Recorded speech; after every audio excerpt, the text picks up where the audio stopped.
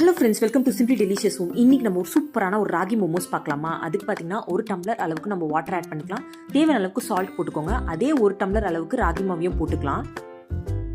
சூடு கொஞ்சம் ஆறுனதுக்கு அப்புறமா கொஞ்சம் ஆயில் போட்டு இந்த மாதிரி டோ மாதிரி பண்ணி வச்சுக்கோங்க. ஒரு கடாயில் ஆயில் போட்டதுக்கு அப்புறமா இஞ்சி பூண்டெல்லாம் போட்டுக்கலாம்.